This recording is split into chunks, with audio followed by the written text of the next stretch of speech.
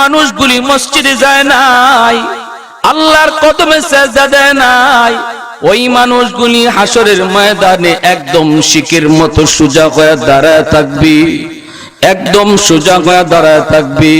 চেষ্টা করবে নামাজি মানুষগুলির সাথে ওরাও সেজদা দিবে, কিন্তু পারবে না। আল্লাহ মেরুদণ্ডের হাড়টাকে লোহার মতো শক্ত বানায় দিবেন। চেষ্টা করবে সেজদা দেওয়ার জন্য, পারবে না।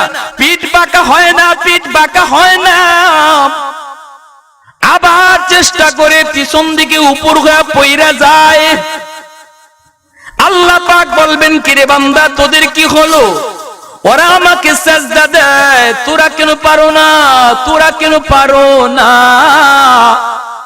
তখন ওই মানুষগুলি চোখের পানি জড়ায় জড়ায় কাঁদবে আর বলবে, মালিক, আমরাও চেষ্টা করলাম, বন্ধু সেজদা দেয়, আমিও তার সাথে সেজদা দিতে চাইলাম, পারি নাই।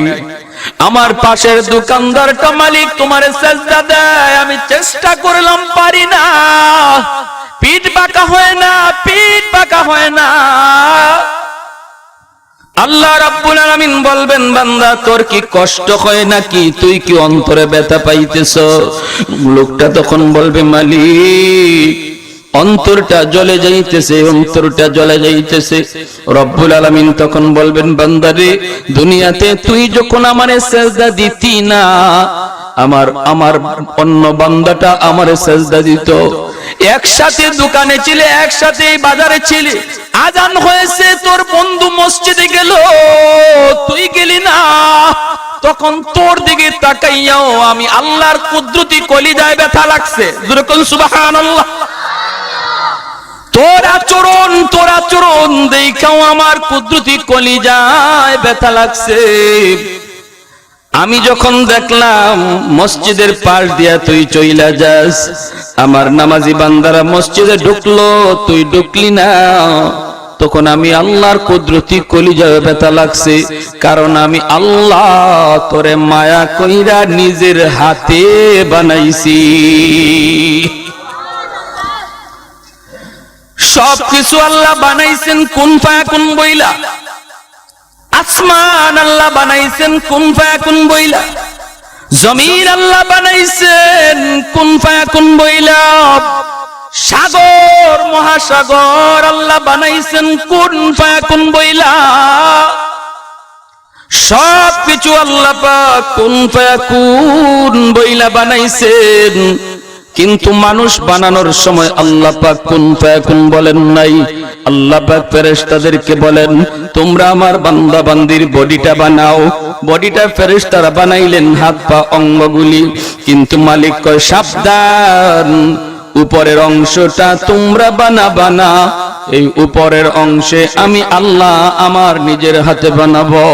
কারণ এই মুখের মধ্যে আমার বান্দার কপাল, এই কপাল বড় দামি কপাল। এই কপালটা দিয়ে আমার বান্দা আমি মালিকের কদমে সেজদা দিবি। এই জবানটা তোমরা বানাইবা না রে ফেরেশতারা, না না, এই জবানটা বড় দামি জবান, দামি জবান। এই জবান দিয়ে আমার বান্দা আল্লাহ আল্লাহর জিকির করবে।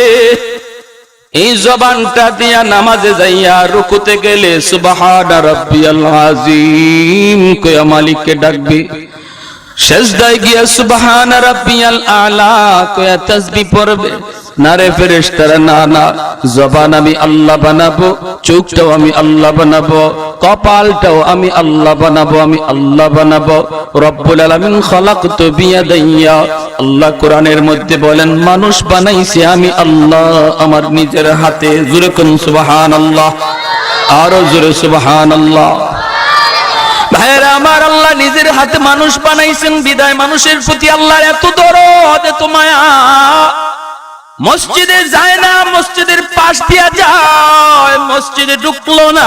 আল্লাহ চাইলে মুহূর্তের মধ্যে ফেরেশতা পাঠাইয়া ওর শারকটার মধ্যে আল্লাহ ধরতে পারতেন কি পারতেন না?